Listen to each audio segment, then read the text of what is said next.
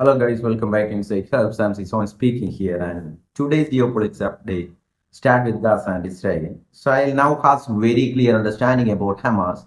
The United States, on the other hand, is determined to implement peace agreement somehow and bring in to the Gazan war. Trump is moving forward fast paced and put effort towards to stop this war. But here, when it comes to Hamas, they keep putting forward various suggestions and conditions, but yet none of them are being taken seriously by America or Israel or any of Arab countries. The Arab countries have also sent a letter to United States yesterday, and that letter jointly sent by Egypt, Turkey, Saudi Arabia, UAE, Pakistan, and Jordan. And there was no mention or difference supporting any of Hamas demands. And guys, so I don't think this problem that can be resolved easily because in response of Hamas to American proposal of stopping Gaza war, one contradiction is visible here. Nowhere how they said that they will leave Gaza, that means Hamas. They only say they are ready to lay down their arms, that their demand if Israel withdraw from Gaza city and IDF to pull out entirely, then they will no longer need weapons. That what they said. But what I'm asking here is before October 7, there was no Israeli troop inside Gaza accommodated. So the question naturally arises here. Like, why did Hamas gather weapon and cross into Israel border? This question no longer seems relevant here, I know very well, but it remains down some fact.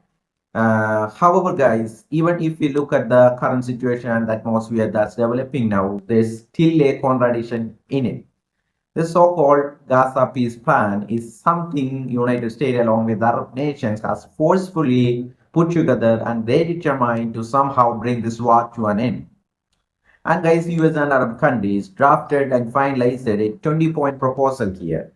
But from Hamas side, their stance is very clear here. They are demanding that all Palestinian political leaders who have been detained should be released from Israel side immediate effect, meaning that a complete ceasefire. And Israel, on the other hand, has already declared a temporary ceasefire until October 10th. Until October 10th, Israel will not be conducting any major attacks inside Gaza. However, since IDF troops are remains inside Gaza, small-scale clashes and strikes are still taking place here and there. So, guys, reports coming from Gaza City indicate that minor attacks are continuing and the fighting has not completely stopped there. So in reality, it's impossible to maintain a total ceasefire inside Gaza while IDF is still present there. So from what we can understand now, the war in Gaza is still ongoing, and this announcement made to the outside world is just a formal statement, which means Israel is not conducting any massive airstrike for now. That's all. But ground operations are still going inside Gaza. That we need to understand here. Guys, let's comes to Hamas position here. They have stated that PLO, that means Palestinian Liberation Organization or the Palestinian Authority, led by Muhammad Abbas, should be allowed to govern Gaza.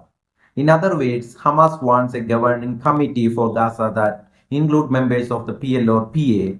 But guys, including the PLO or PA essentially means including Hamas itself in that body because many individuals within those organizations are also Hamas members. In practice, they all share the same ideology here.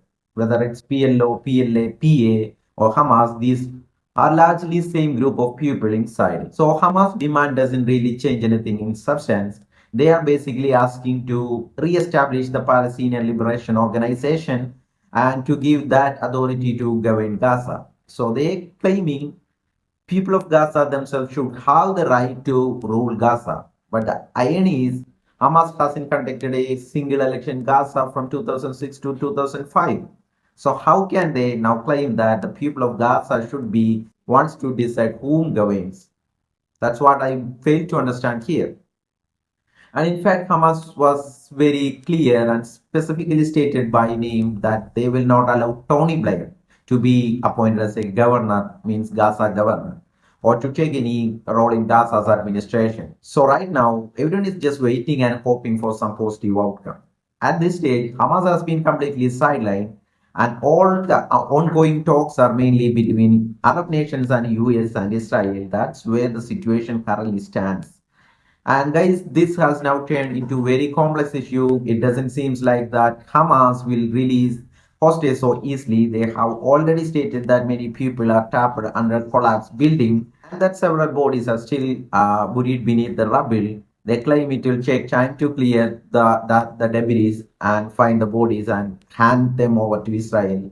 So if anyone expects this happen quickly, say within 3 days or 72 hours, that's not possible at all. That's what Hamas says. And guys, according to Hamas, releasing living hostage might be relatively easy, but handing over the bodies of the dead or those killed during attack will take much longer time. And guys, meanwhile, Trump Middle East envoy and US support team are continuing a discussion with Qatar and other mediators to push the peace talk forward.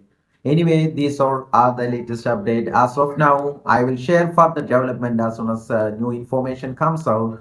Guys, I believe you like the video. If you do so, don't forget to subscribe to the channel. Thanks for watching.